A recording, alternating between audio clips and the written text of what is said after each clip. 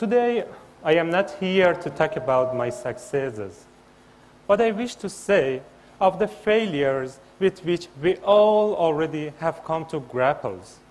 I want to talk about the occurrences that have frequent encounters with owners of ideas.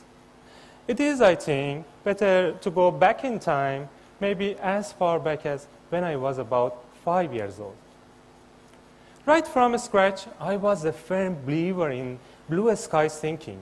I was not fond of walking in the routes which were previously trodden by many others. Big whys were constantly creeping over my mind. Why shouldn't I do it? Why cannot I make it? Why shouldn't I define it? Why should I choose the same way which is taken by others? Even the borderlines between maleness and femaleness were too difficult for me to understand. I clearly remember those old days when my mother used to work with her sewing machine and spin its balance wheel. I was immersed in my thoughts. How could circular motions of her hands lead to vertical movements of the needle? The act of replacing an emptied bobbin used to constitute a mysterious procedure for me, just as opening the sewing machine's bedside plate could unfold a world of adventures before my eyes. In a time when meat grinders and black and white TV sets were the only electrical devices available in homes, this sewing machine was the most powerful representation of cutting-edge technologies. After a while, my parents decided to upgrade the sewing machine. They added an electronic pedal which could propel the needle not by rotation, but by a petite plantar pressure. The technology astonished me. Yes, it was beyond my belief. The more powerful the pressure on the pedal, the faster the needle could spring up and down. Understanding this complexity was cutting the Gordian knot for the 5-year-old Arash. In the previous version, movements of the needle were so slow that I felt I could run my fingers beneath the machine's pressure foot. I decided to put it into effect. There was a small problem, however. My mother was not easy to persuade. I placed my little finger next to the lowered needle in order to pass it as quickly as I could when the needle traveled up. I waited in ambush for the appropriate time. When the needle reached its lowest position, I closed my eyes and moved my fingers as fast as I could. In a moment, there was an ear-splitting shriek by my mother, followed by a growing twinge of pain all through my right hand. Most likely, such adventurism was channeled into the direction of sport in my adolescent years, helping me to climb up the ladder of success before I could cause further damage to myself. The starting point of my professional sports timeline marks the time when I was riding on my bicycle thinking. All of a sudden, I noticed a footboy who passed me at a higher speed. Surprised, I looked at his legs, which were equipped with a pair of skates. The question, why not me, came upon my head. This finally changed me into one of the most successful skaters in the region. A similar experience of mine lies in paintball, to which I was invited by one of my friends who was aware of my venturism personality. Yet again, a familiar echo of why not me started to click in my head as I witnessed the huge amount of happiness and dynamicity in some guys who were busy hitting each other with dye-filled paintball pellets crazily. My initial experience of playing paintball left me a wholly drilled body. this amateur introduction of mine into paintball found its way up to the summit very soon. I became a paintball club manager, grew to be an importer of paintball equipment into Iran, played in the top-level Asian League for Malaysian and Australian teams, and coached other teams in some other countries. What could significantly seize my attention in my sports initiatives was the fact that multifaceted interactions with others and sharing experiences, resources, and opportunities with them were quite simple and ordinary practices at international professional levels. Thanks to this, I could easily be transferred to top-ranking teams and acquire new experiences. More importantly, I practically became able to put my experiences into action. Unhappily enough, however, such a multi-lane highway was lacking in the fields of commerce, industry, and entrepreneurship. My club management and professional paintball-related activities had provided me with the opportunity to easily get connected to the largest sports network in Asia. My shift from professional sports into industry was made possible by my acquaintance with laser tag in other countries, still lubricated by my slogan, "Why not me?" This time, from a creator point of view, with regard to laser tag, I entered the market. Assisted by my professional team, I managed to design, register its patent, and mass-produce my laser tag product. Now, I am an entrepreneur. For me, the major difference between sports and entrepreneurship is that sports teams warmly open their arms to sharing their players' capabilities and team plans. The element communication, as a matter of fact, constitutes the Achilles heel of many entrepreneurs. Simply put, entrepreneurship minus communications works like a maverick player whose dissidence brings about a larger fiasco for the team, which in this case would be in commerce. The issue which has occupied my mind since long ago is the reason why entrepreneurs in underdeveloped countries are lagging behind those in top-level global arenas. What are the most important challenges and solutions for these entrepreneurs? Here, I would like to examine these challenges from cultural, geographical, and legal aspects. Let's start from the simplest. Yes, the most significant challenge faced by entrepreneurs: value. The low capital of an entrepreneur is his or her ideas and solutions that are brought to light to make better human life. Can you imagine how difficult it is to be a musician or a singer in countries where copyright regulations are disregarded?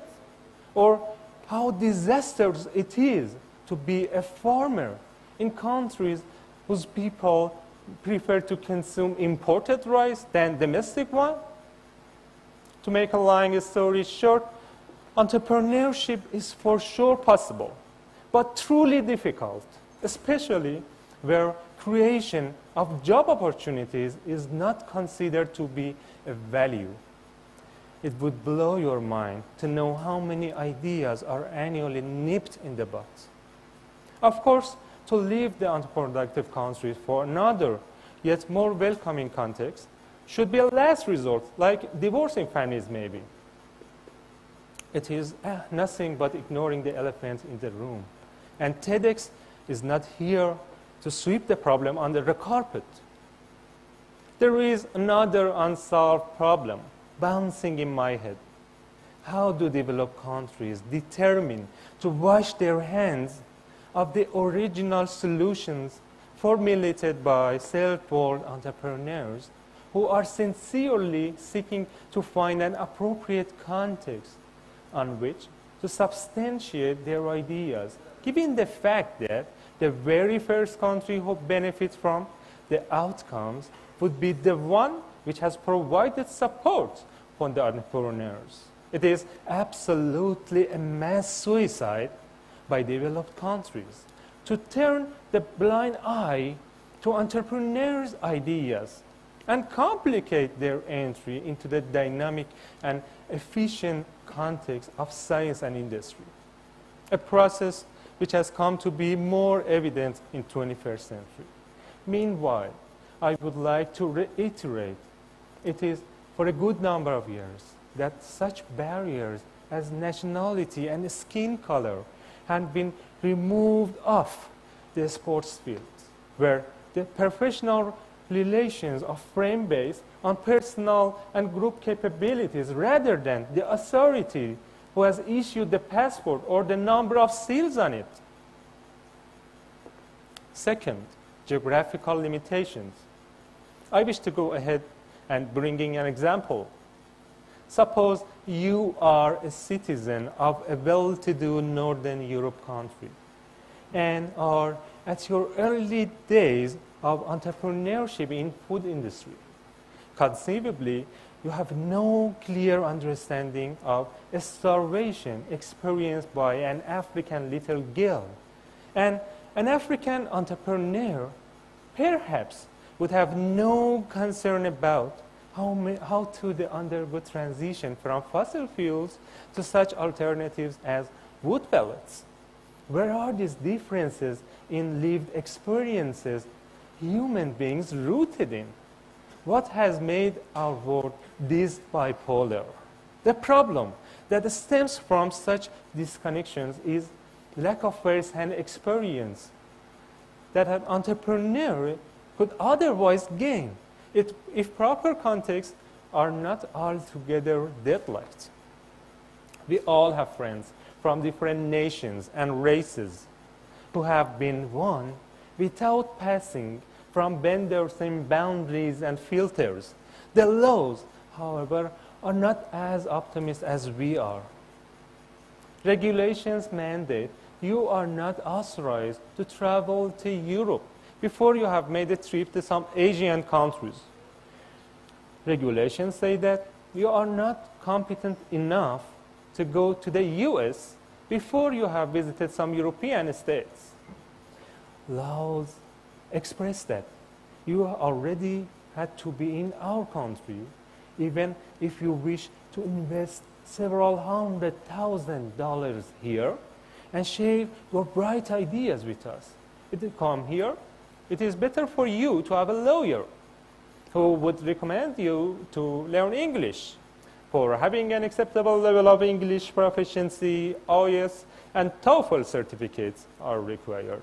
The very certificates which are not gained before you make up your mind to study a bunch of English learning books and watch a horde of English learning videos.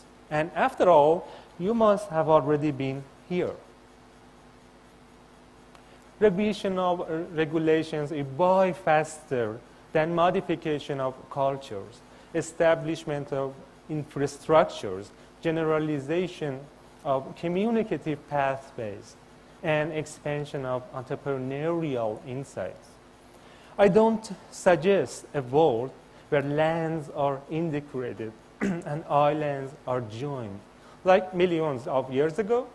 On the contrary, recognition of present islands and borders, respecting all the similarities and tastes, and implementation of a communicative system of entrepreneurship relying on available opportunities might eliminate the lethal isolation which had ensnared owners of ideas. Chamber of Commerce in all countries, communication networks, exclusively professional websites such as LinkedIn, participatory events like TED, national and international festivals, incubators, UNESCO, and so on, all among the opportunities which enable thought leaders and technology pioneers to share their findings, talk about challenges and put forward solutions. For a moment, just for a moment, suppose that Mercedes-Benz closes its gates and tries to create an isolated R&D team. Just for a moment, suppose that it decides to neither take part at car exhibition nor issue public calls, or a nightmare in which Microsoft put a closed sign on the door of its scientific and technical achievements room. Suppose the extension of open source innovations. The nightmare which should deny our night's sleep is a world whose developed countries avoid holding the hands with third world entrepreneurs. A worst case scenario would be a world in which no one wishes to try out, no one intends to learn, and no one has the desire to teach. Greed has always been a blameworthy sin and rejected by many cultures, religions, and educational methodologies all around the globe. However, I would like to praise the most avaricious and imaginative individuals who were never satisfied with a dream of flight, a colorful balloon, or even several hundred passengers aircraft, and have now occupied this space. Please smile next time when your child, in an attempt to make a progress, inquisitively tries to pass his or her little finger beneath the sewing machine presser foot as its needle jumps up. You have to know that future is deeply indebted to these little hands. Thank you.